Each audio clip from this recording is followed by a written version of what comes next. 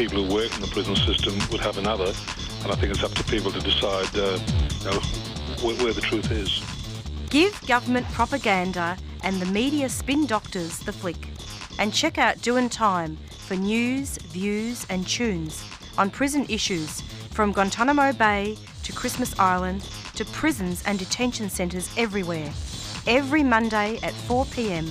on your community radio 3CR. We are still fired up and we're still talking about revolution. Hello and welcome to the Doin' Time Show. This is 3CR Community Radio, 855 AM on the dial, streaming live on www.3cr.org.au.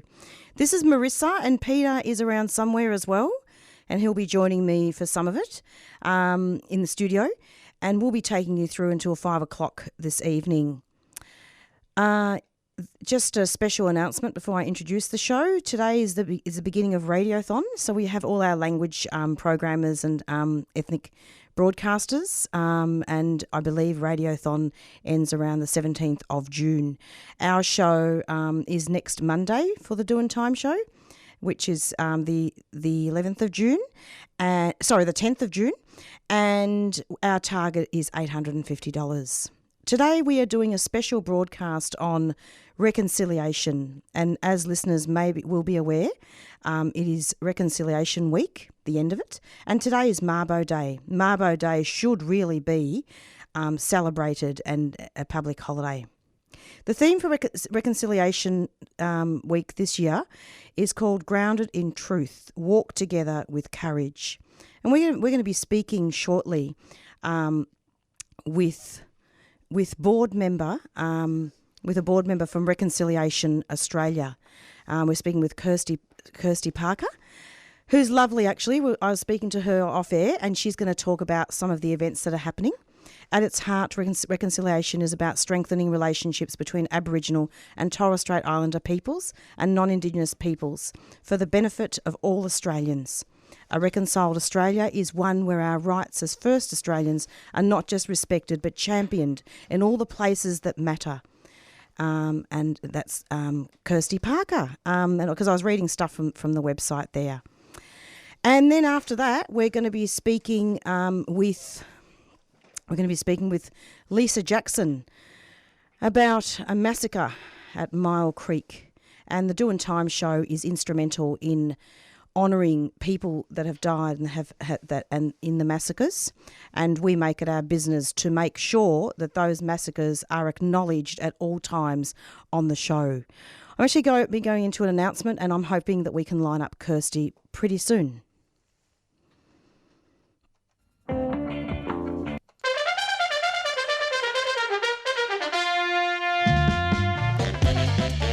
The 3CR Radiothon is here. And this year, we're asking you to power radical radio. That's right. It's with your support that we're able to be independent, community-controlled and focused on people rather than profits. Your support during Radiothon powers the station to give voice to hundreds of people and issues for another year. And remember, any amount you can afford makes a big difference, and all donations over $2 are tax deductible. 3CR Radiothon 2019, June the 3rd to the 16th. Power Radical Radio.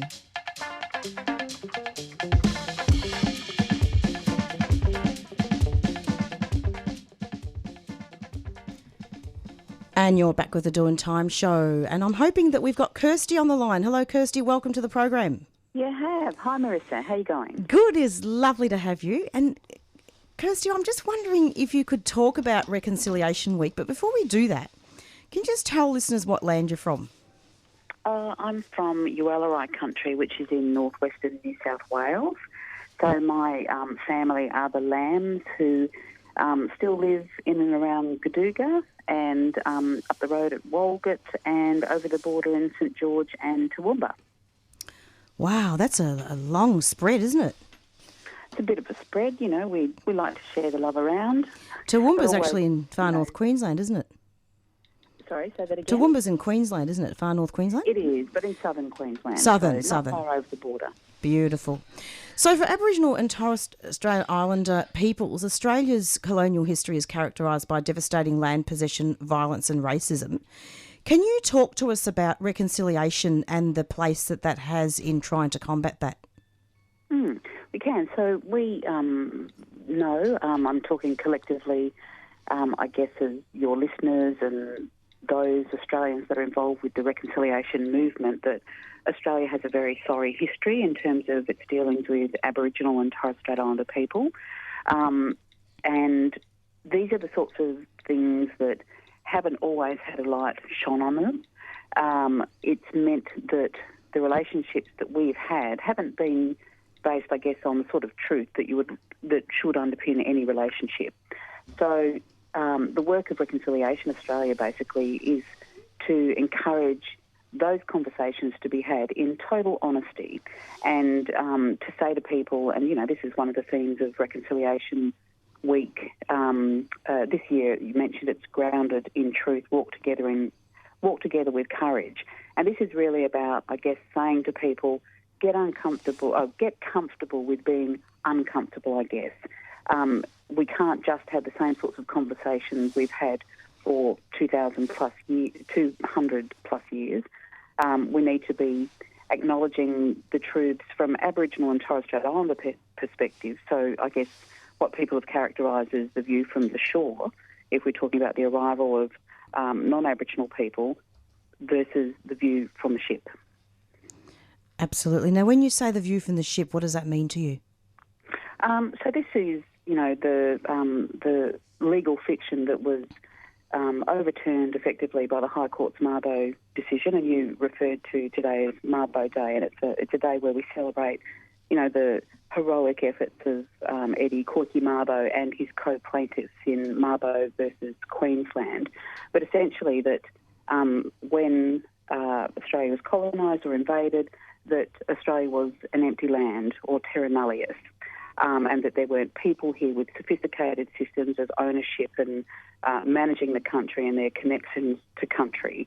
So that was obviously exposed in the High Court's Mabo judgment, and that was really unlocking a key, I think, to our more truthful kind of relationships, to say that we were here, we've always been here, and this country has benefited by our presence.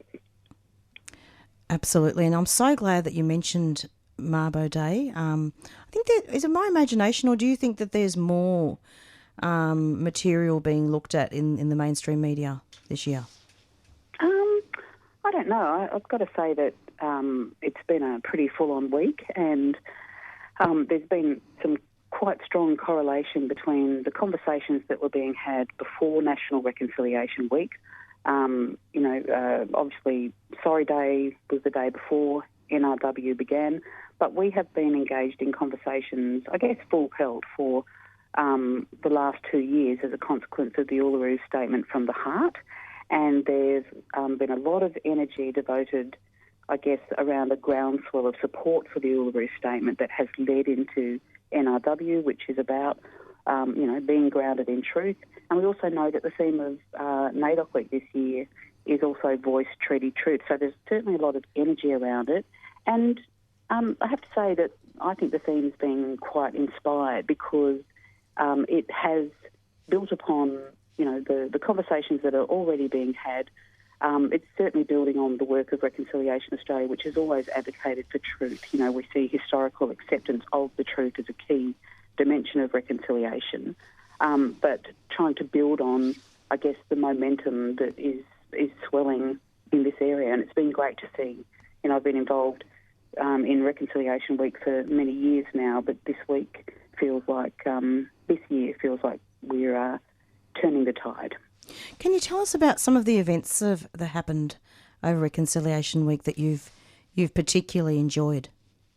Well, we had a reconciliation breakfast here in South Australia, and they're always a massive event. There were, I think, 1,900 plus people that got out of bed pretty early, I have to say. It started at 6:45 on Monday morning, and a tremendous turnout, and South Australians do these sorts of events very well, I have to say. That event was co-hosted by Reconciliation South Australia with the community, and there was a very thought-provoking speech by the keynote speaker, Dr. Kirstie Bond, who was really honest about her, lack of engagement to date with Reconciliation Week, saying, I haven't really been a fan because I need reconciliation to be about, the real truths, the day-to-day experiences of Aboriginal and Torres Strait Islander people. And she mentioned that Reconciliation Week could be considered a white thing. And, this is it's a very valid kind of a conversation because the problem, I guess, hasn't been Aboriginal people not being exposed to and aware of, white history and white constructs and so on. It really has been about broader Australia not knowing the true history of this country. And she really challenged people. There was a real variety of people in the audience, and she challenged people to say, it can't stop at window dressing. It actually has to go much, much deeper. And this is music to my ears, obviously, because, I feel that we don't have anything to fear from the truth. What we do have to fear is people that would close the door on the truth, because it just sets back our cause in a really unhealthy kind of a way for Australia. So, all throughout the week, I know that Chelsea's words were quite challenging for people. I'm talking about non-Aboriginal people. Most of the Aboriginal people I spoke to said every word that came out of Dr. Bond's mouth was absolute truth. But it was really saying to people, you can always do more. Don't congratulate yourself and pat yourself on the back and say, we've done something that looks nice. We may have held a reconciliation morning tea, or we might have unveiled branding, for our government offices that bears the artwork of Aboriginal people. When the practices and the policies and the programs that we operate are not Aboriginal or Torres Strait Islander led, and they're not being built from the ground up from our perspective. So that was a great start to the week. I spoke personally to a group, the Chartered Accountants of Australia and New Zealand, who had reached out and said, and cut me off at any time that you like, because it was a very big week. This is good. Yep. This was a conversation being had, in a boardroom in the middle of Adelaide with a fantastic view, obviously very expensive real estate in a kind of a moneyed setting, where people were saying, we actually want to do what we have a responsibility to do, what's within our reach, first of all, just as Australians, but also, what can we do, for example, in building the cohort of Aboriginal accountants? What can we do to support financial literacy in Aboriginal communities? And they were really enthusiastic. And I have to say, totally there in terms of the honest conversations that have to be had. And, no one's been shying away violently from this idea that we have to get uncomfortable about the discussions we're about to have, and it's absolutely fine. I went to a commemoration of Aboriginal and Torres Strait Islander veterans that was addressed by Dr. Jackie Huggins, who's the co-chair of the National Congress of Australia's First People, who spoke eloquently and courageously and really honestly about the experiences of Aboriginal and Torres Strait Islander servicewomen and servicemen when they came back to Australia after the war. And we know the legacy that, our communities and our families have not enjoyed because, for example, soldier settler packages were denied to people that served, for this country. Yeah. So she spoke about her own experiences. And, so basically there's been a real myriad of events, only, some of which I've dipped a toe in, but, schools, businesses, government departments, organisations throughout the community were not just engaged in reconciliation, but they were very engaged in this very important thing. That's fantastic. And, I'm sure there were lots and lots of events, but it's always good to give a little bit of a summary of just a few. So in regards to reconciliation, and I don't know, I'm hoping this is not going to be too confronting. I don't think it will be, because I think you're pretty honest. But I suppose I just wanted to know, like, a lot of elders, Aboriginal elders, are not happy with the Uluru Statement. Why do you think that is? Well, I'd probably direct the question back to you, Marissa, and say, when you say a lot of elders, I Not certainly all. think that there is contention within our communities. Absolutely. And, I was a delegate at the Uluru Convention. I'm Sure. a proud signatory to the Uluru Statement. But I also know that there were representatives at the Uluru Convention, including some people from Victoria, who felt that they couldn't agree with the statement or, I guess, the views that were being espoused. And they're perfectly entitled Absolutely. to have those views. Yeah. It's But let me be clearer. Let me be clearer, Kirstie, and just say that a few of them, and I don't want to name on air, but a few of them felt that there are so many clans and so many, different language groups, and some of them felt that there wasn't proper consultation and resourcing. And I suppose this will take a whole show, so I'm not expecting we could go on all night, but I just wanted to mention that to you. Yeah. You won't have any contention from me on that because I know that the process was imperfect. Sure. And no process is ever perfect. And I speak from personal experience of the struggle that was had in terms of persuading the government to even support an Indigenous-led and Indigenous-designed process. Myself, Megan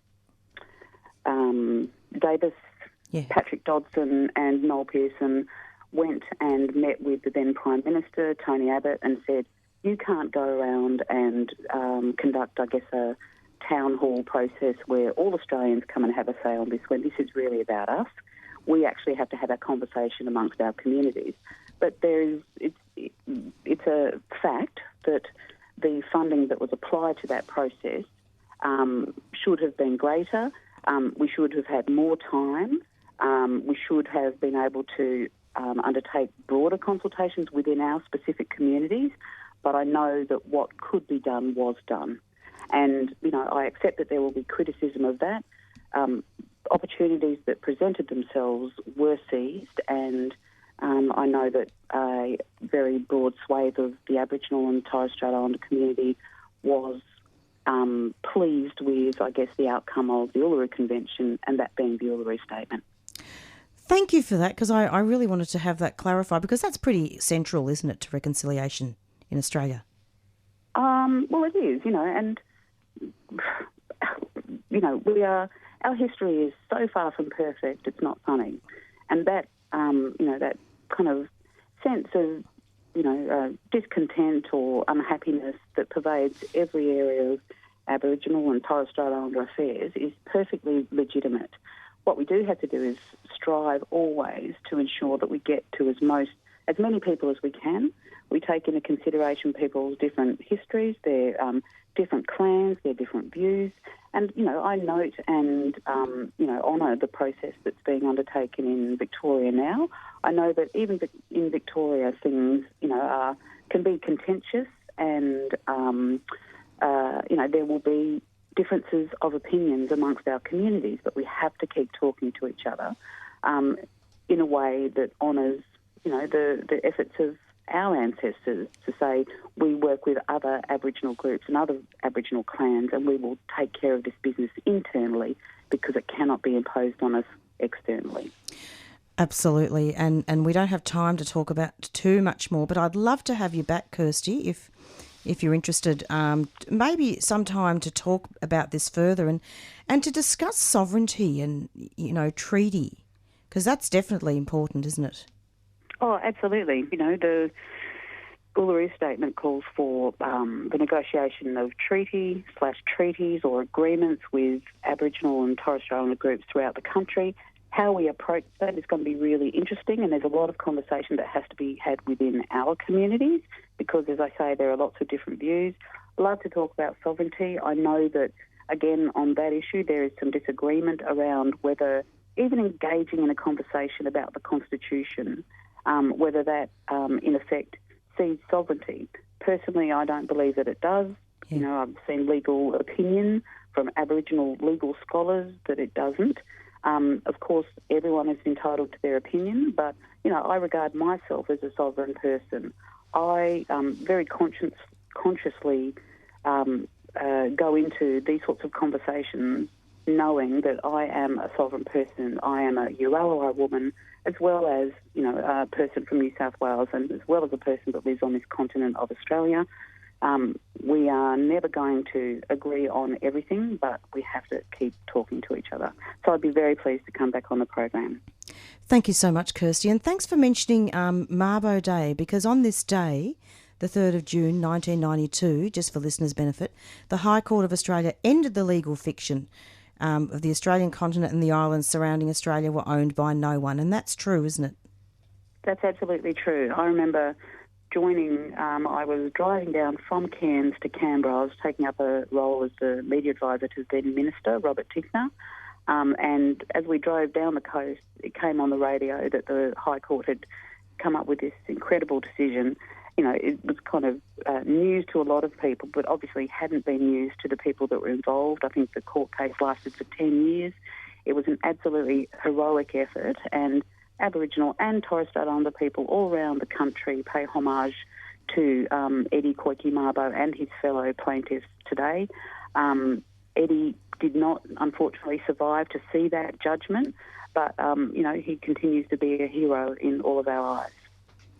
Kirstie, thank you so much for coming onto the program. It was a great honour, and I'm hoping that we can hear back from you very soon. Hope so. Thanks, Marissa. Take care. Bye-bye. Bye-bye. And that was Kirstie Parker from Reconciliation Australia. And we had a really productive and interesting discussion. So we'll continue with our show, and we're going to be having a song now called We Have Survived. And thank you to Peter for helping to run this show. And you're back with the Doing Time show. And shortly we're going to be interviewing Professor Lisa Ray Jackson Pulver. And she comes from her traditional roots lie in a beautiful forested region of southwestern New South Wales, but whose own life has been lived in urban Sydney, mostly on the land of the Gadigal people. Jackson Pulver was appointed to the role of Deputy Vice-Chancellor Indigenous Services and Strategy at the University of Sydney in 2018.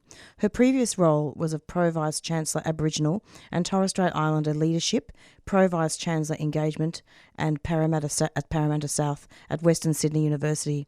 Her career has progressed through positions as epidemiologist, public health officer, postgraduate health and medical student, registered nurse and counsellor. She held the inaugural chair of Indigenous Health, New South Wales School of Public Health and Community Medicine for 13 years and remains a joint professor of public health at New South Wales. Jackson Pulver's background has made her acutely aware of the lack of available data to identify underlying issues in the health for Aboriginal people who today usually reside in the large metropolitan and urban centres of Australia. Jackson Pulver is working to provide that data, and she achieves through extensive and comprehensive networks research and an impressive list of credits to her name, including leadership, presentations, publications and conference papers, public domain reports, journal articles, teaching and research. And I have actually made a point of reading that out because it's terribly important that people realise that Aboriginal people are also academics. It's not just non-Indigenous people that are academics. Aboriginal people and Torres Strait Islanders have a right to education, and I am really, really happy to have Lisa on very soon. And we're going to be interviewing Lisa in the capacity of Myall Creek, the Myall Creek massacre, and there's going to be a memorial coming up. It comes up every year. Each year, hundreds of people from across the country gather on the Sunday of the June long weekend to commemorate the unprovoked massacre of 28 Wirrayah women, children and old men by a group of stockmen on Myall Creek Station in 1838. The Myall Creek Memorial was erected in June 2000 by a group of Aboriginal and non-Indigenous people working together in an act of reconciliation. So I'm going to be going into an announcement pretty soon, and then hopefully we'll be speaking with Lisa about this and going from there. Just to say also that since then, the National Heritage Listed Massacre Site and Memorial has become an icon for healing and reconciliation across the nation. So, and you're back with the Doing Time show, and we're back with the show, and we're going to be interviewing Lisa Jackson now. Hello, Lisa. Welcome to the program. Oh, good afternoon. Thank you very much. Good afternoon. You are on air, and I wanted to offer you, the Doing Time show wants to offer you our sincere apologies. We may have got mixed up a little bit with the time. Oh, look, early is fine. You know, I just had to run into another room, that's all. But I'm sitting down and I'm ready, and I just can't wait to talk to you. Yeah, it's great. I'm not sure whether you heard my intro. No, I didn't. Well, during the intro, just before you came on, I was talking about Myall Creek and talking about the massacres that happened on Myall Creek, but I also talked about the fact that read out your bio and talked about a lot of the roles that you have been involved in, and I made the comment that Aboriginal people are also academics. It's not just non-Indigenous people. Education is important. Yes. I think education is one of those things. We've always been an educated people, 60,000 years ago we were always educated people. We were always learning and growing, and everything was embedded in ritual and memory, never forgetting. And I think that whole idea of Aboriginal people can't be really amazing academics or anything else is just a ridiculous notion. It is a ridiculous notion. Lisa, could you just introduce yourself and tell us what land you're from, and then lead up talking about your role in the memorial and Myall Creek? Yeah, sure. Yeah. I identify as a Wiradjuri woman from my father's side of the family. He or his family are also connected into South Australia. I've got connections down into Victoria as well through his part of the family. On my mum's side, I'm connected up north to Dungari people and to others over in Wales and Scotland, so I very much feel a part of the world. And some of my Welsh and Scottish ancestors, my Scottish ancestor came here as my grandfather as a Navy person and jumped a boat, and then ended up getting himself killed for Australia in World War II. And my other great-grandfather ended up being in Victoria and married an Aboriginal woman, my grandmother, on my father's side. So, yeah, it's a bit of a blend of history. I was born here on Gadigal land, here in Sydney, and I've lived most of my life here, and I've been very proud to have lived on some other places, but most of the time I've lived here on Gadigal land. Thank you so much, Lisa, for that introduction. So I'm wondering if you could talk about Myall Creek. What happened? And why is there a commemoration?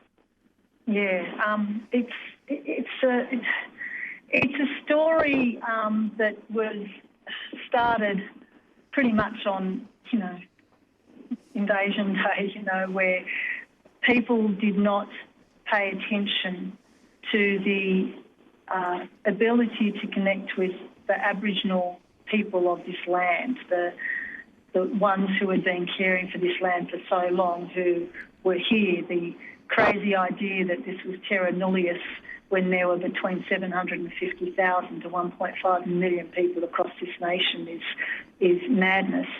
But nonetheless, in the early years of the colonial endeavour, many massacres were executed against our peoples, many of them involving murder, many of them involving gross misjustice, many of them involving infectious diseases, starvation, all sorts of deprivations, forcing people off country, rounding them up. Just the most horrifying of horrors.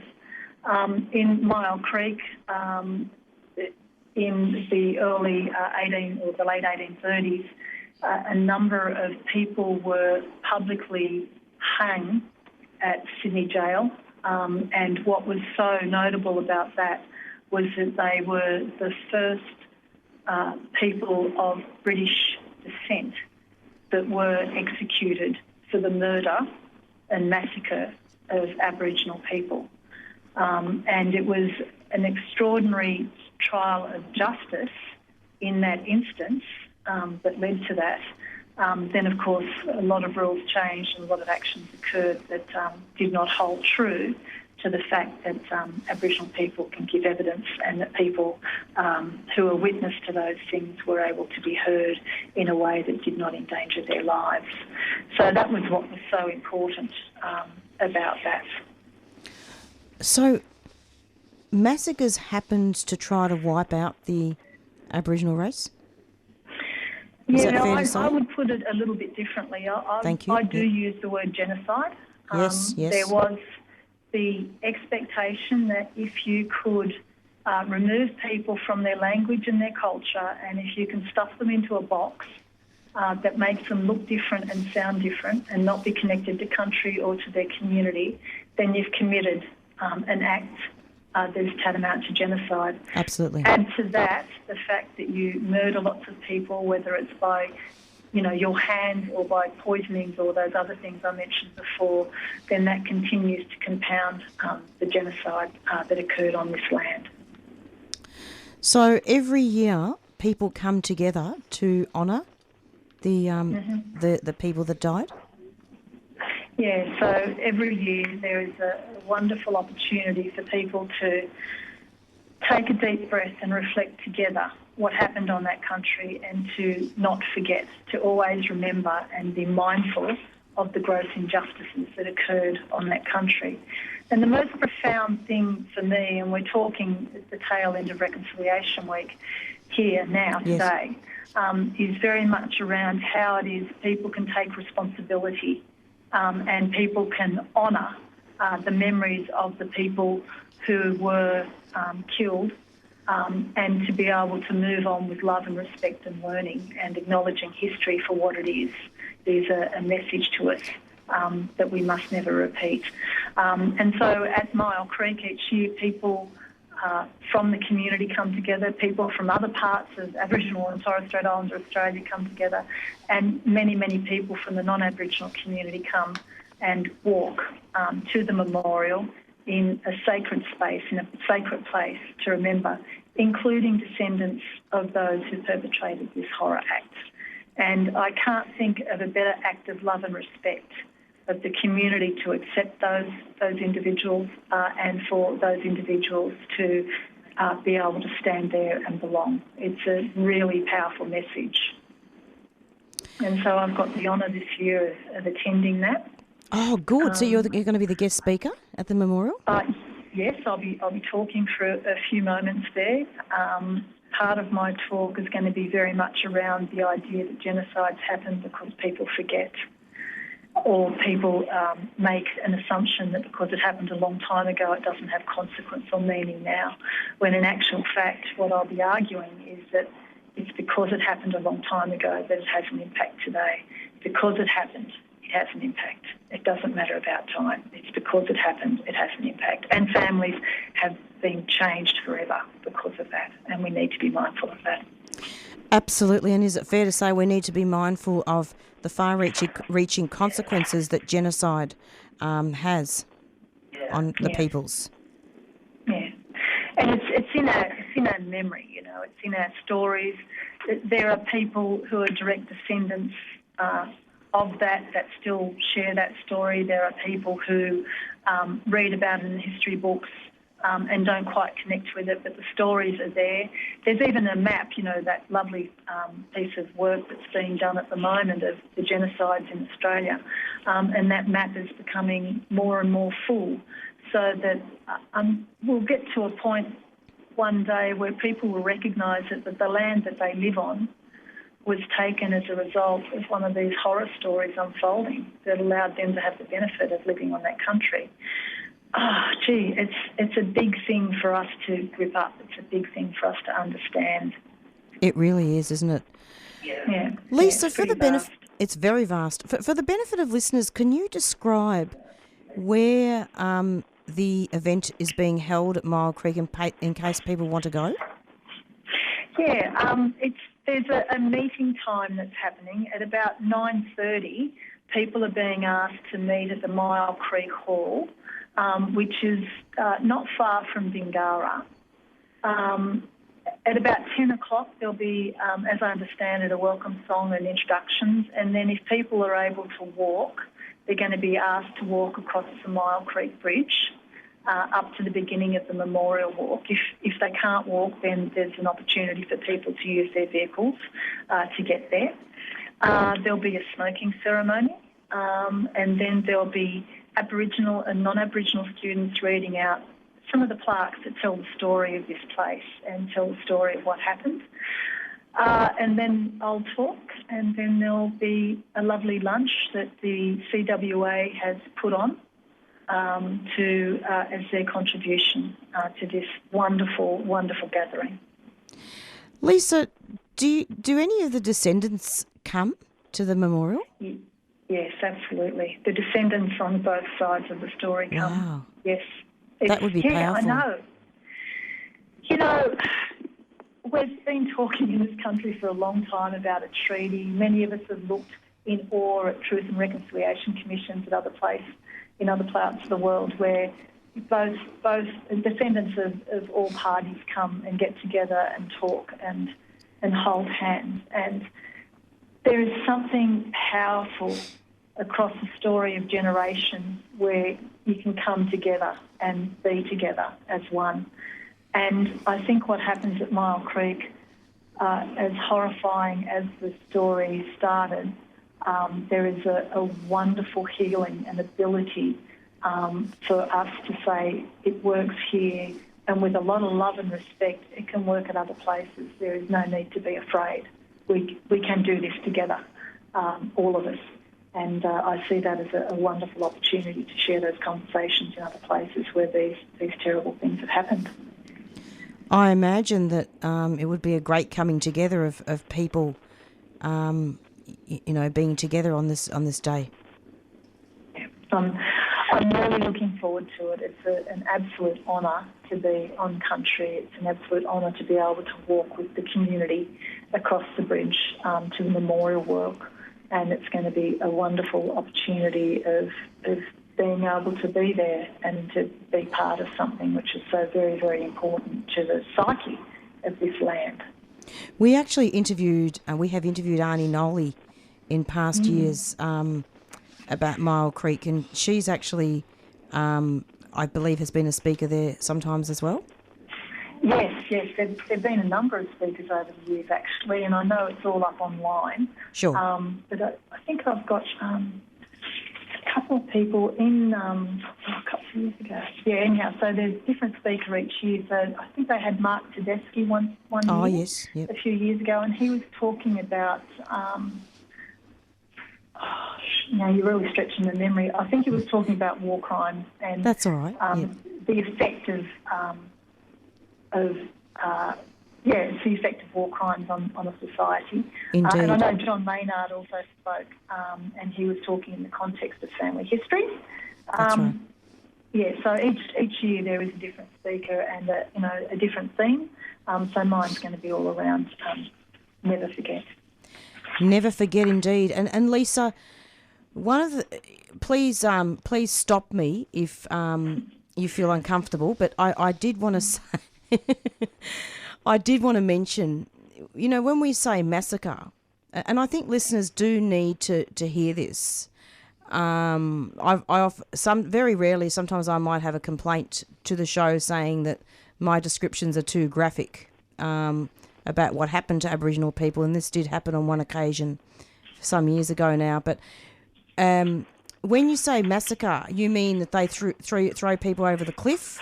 Or what is a massacre exactly? What's done there? I don't know what the definition of massacre is. No, not the definition, but what happens? Yeah, that's right. Basically, people were camped on a place. They were working with the people who had control of that place. The non-Aboriginal people had control of this place. And a number of other people came. They tied people up and they took them away from the campsite. A number of people were set aside for females were set aside for other purposes, unfortunately. A couple of them escaped, but at the end of the day, they were slaughtered by hand, and that their bodies, I hate talking about this, were burned. Yes. And that the remains of something like 30-odd people, 28 to 30 people, were located at that place. It is unclear exactly how many, but it was at least that number. It was unclear of whether there were other people who had fled and died as a result of their injuries into the bush. So we know that by any measure, the death of 28 people by violence at one time, you would rarely describe that as anything other than, a massacre. So if people get nervous about those sorts of terms on the radio, then, this is what we have to deal with. This is what we all, as Australians, have to deal with, because this is the absolute truth of what happened here, and we don't know the extent of how far that went. What we do know is that every year that passes, we learn more about the country, we learn more about our place, and we learn a lot more about what happened since 1788 on this country. And just to reassure those listeners that knowing the truth of our wonderful nation that we call Australia, in my humble opinion, the best place in the world to live, knowing the roots of this place, the good, the bad and the ugly, and owning that will make us a stronger, better nation, and it will make us a more resilient nation, it will make us a more unified nation, because we are brave enough and courageous enough to understand the history of how we got here as a nation in this time in 2019. So it takes, I think it's a real act of people's citizenship to own the right and the responsibility to know the history. And this is very much a part of that history. Absolutely, Lisa. And I wanted to thank you for mentioning all those things, because often what tends to happen, and it's emotional, isn't it? Yeah, it is very emotional, and often what tends to happen is, on ABC TV and radio, it's talked about, they say it's a massacre, but they don't actually say what happened. And I'm not here to be sadistic. I'm here just to point out the truth, because people need to know. They need to know. Yeah. Yeah, it's and there's a lot of information online now. There's a lot of resources to help people that get affected by this stuff. We have Aboriginal people, we live with this every day. It doesn't matter where we come from. We've all had this experience in our background. No matter who we are, we've been affected by it. To be able to be embraced by our non-Aboriginal brothers and sisters, I think is a real joy to have people who will be walking with us on that day who are not Aboriginal people, holding hands and sharing with respect that journey is a real joy. It's empowering for us all. It's reconciliatory. It's decency. It's belonging, and it's really what we all need to do. We're talking a lot about truth and reconciliation. We're talking a lot about voice. We're talking a lot about representation. We're also talking a lot about how it is we embrace the true history of this land so we can grow together into the future. And yes, it's hard, absolutely, and we can't apologise for that, because it is. It just is.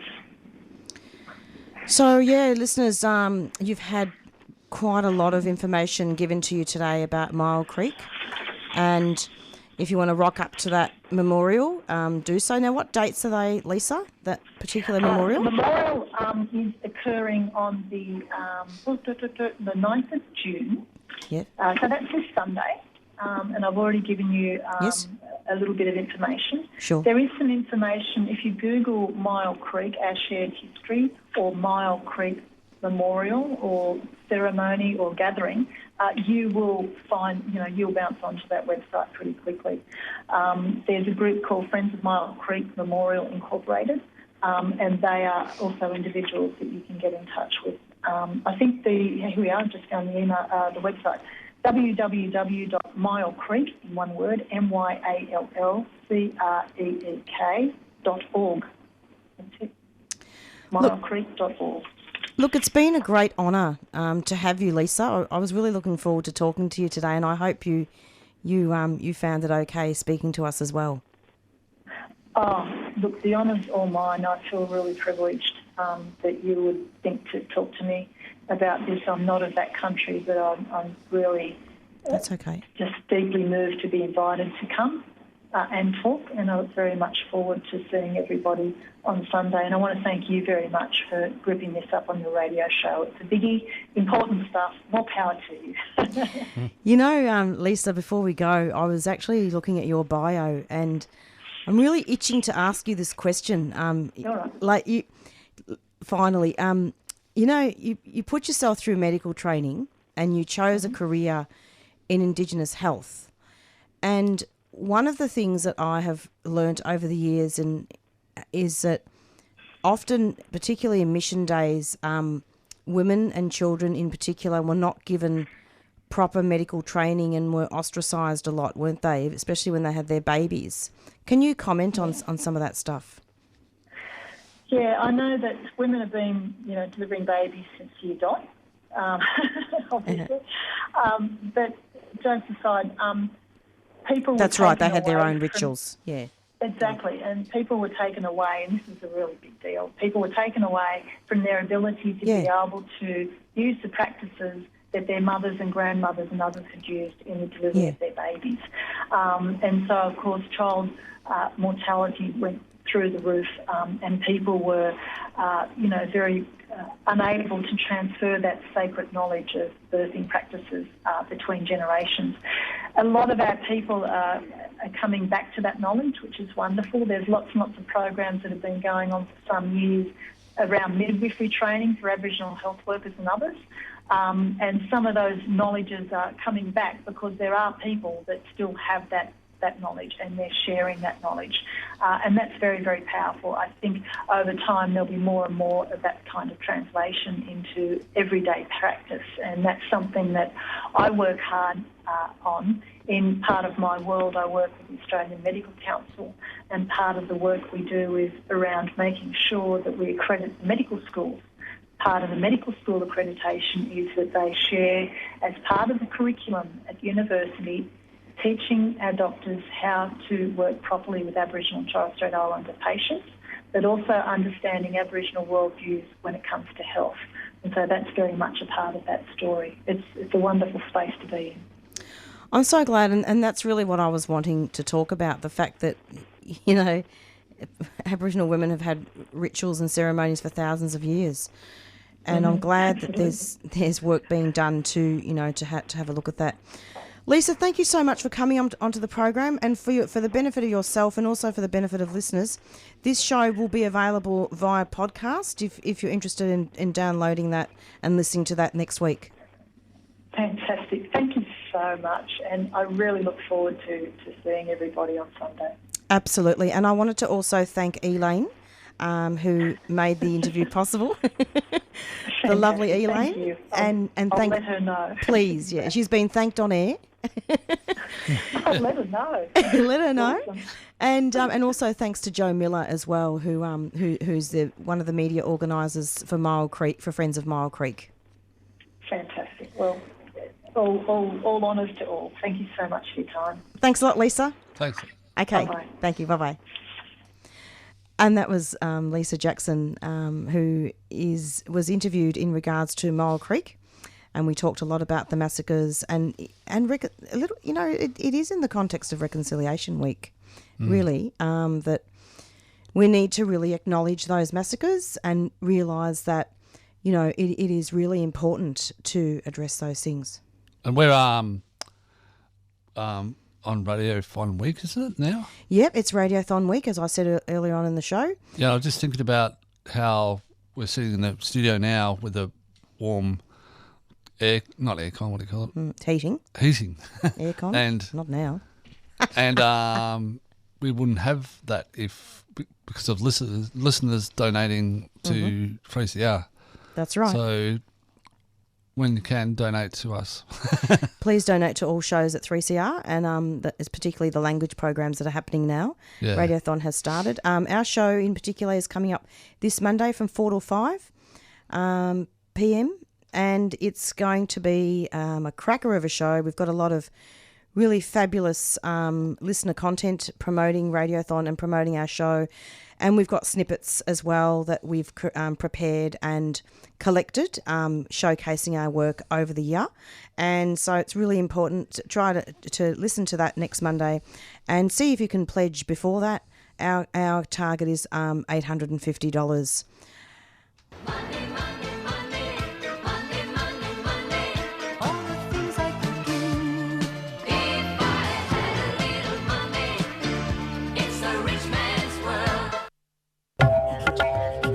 Three CR is a community radio licence holder. What you hear on community radio is governed by the Community Radio Codes of Practice. The Codes of Practice cover matters relating to program content, including local content, news, current affairs, Australian music, programs for children, and the responsibilities associated with broadcasting by and for the community.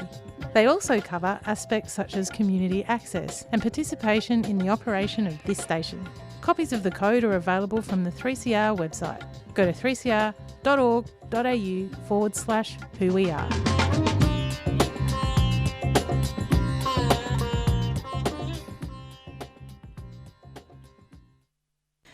And you're back with the Doing Time show.